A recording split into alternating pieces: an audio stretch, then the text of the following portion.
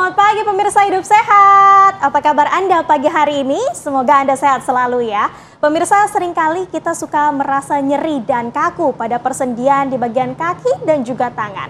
Oleh karena itu, hari ini kita akan hadir untuk memberikan tips kepada pemirsa agar bagi Anda yang sulit untuk bergerak karena persendiannya kaku, kita akan bagikan tipsnya hari ini. Dan oleh karena itu, kita akan bersama juga dengan Dr. Windy Martika, dokter spesialis ortopedi dan traumatologi yang juga akan mempraktekkan bagaimana gerakan-gerakan untuk mengatasi kaku dan juga sendi pada tubuh kita. Halo dokter, Halo, apa kabar? Alhamdulillah sehat, baik. Alhamdulillah sehat dan juga baik ya.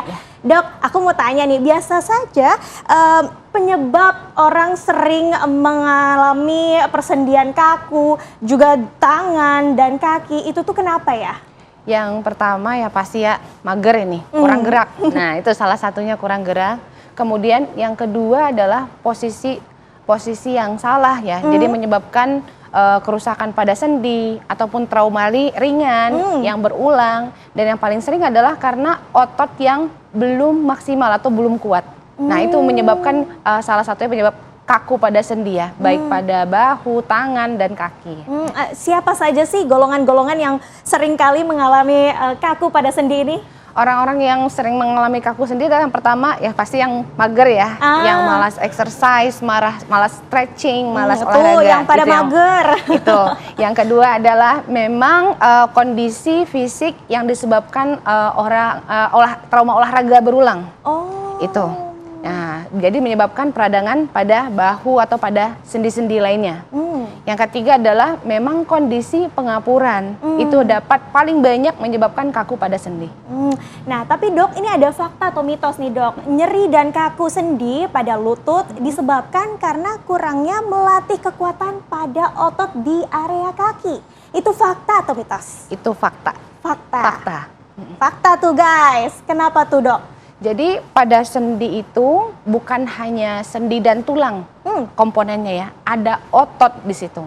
Jadi pada otot yang lemah atau otot yang tidak kuat, sendi itu akan goyang dan berisiko mengalami pengapuran atau kekakuan juga.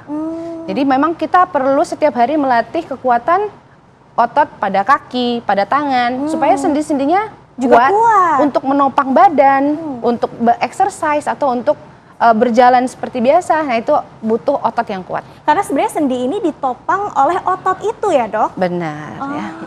Oke. Diselubungin ya, bukan ditopang. Jadi diselubungin. Jadi di antara sendi kita itu ada otot yang lewat, ada otot yang kiri, kanan, belakang itu kan harus kita latih terus ya. Nah kalau gitu dok, ada nggak sih dok gerakan-gerakan yang bisa kita lakukan yang ringan-ringan aja gitu untuk mengatasi dan juga melatih kekuatan otot dan juga sendi kita? Ada dong. Ada. Nah gerakan ini kan gampang ya, bisa dilakukan dimanapun, di rumah, di kantor. Jadi harus kita latih terus ya. Yang pertama mungkin untuk yang kaki ya. Oke. Mungkin minta bantuan sama Mbak. Boleh dong dok, ini ya. aku excited banget. Gimana ini dok gerakannya? Yang pertama mungkin Mbak Sekar duduk ya. Mungkin ini posisinya duduk karena memang paling ringan. Jadi sambil nonton, duduk-duduk nonton TV, tetap kita bisa melakukan strengthening dan stretching pada sendi dan otot-otot kita. Yang pertama kakinya diluruskan dulu ya. Kemudian ankle-nya ditarik, ankle ditarik, ini dikunci, lutut dikunci, kemudian Mbak Sekar naikin. Ini dihitung 10 detik. 10 kali ya. Selama 10 kali. Selama 10. Jadi diulang-ulang 10 sampai 20 kali ya. Kemudian ini nanti diturunkan, ganti kaki sebelahnya. Nah, ini jadi bergantian kanan dan kiri ya dok. Gimana rasanya? Jujur ini rasanya kencang banget, mulai dari area paha sampai area lutut saya dok. Karena ini memang quadricep active exercise, jadi untuk menguatkan otot paha depan, quadricep pada paha. Berarti ini selama 10 sampai 20 detik masing-masing kaki ya dok? Betul. Kemudian sambil posisi seperti ini, turunkan kembali, coba naik lagi. Kemudian kakinya diputar keluar seperti ini. Ya, diputar keluar seperti ini, terus Mbak Sekar angkat. Apa perbedaannya dengan gerakan yang sebelumnya dok? Kalau ini fokus untuk VMO exercise atau bagian otot dalam. Jadi untuk otot dalam. Jadi meskipun kita menguatkan otot depan, kita harus menguatkan otot dalam dan nanti ada otot luar ya. Nah, karena memang harus balance. Ini dok, jujur ya, ini saya pahanya sudah mulai berkontraksi, mulai bergetar ya. Nyeri-nyeri gitu dok. Mulai bergetar. Oke. Kemudian ini diulang-ulang ya, kiri kanan 10 sampai 20 kali. Set berikutnya, ya mungkin Mbak Sekar ke belakang sini ya. Oke.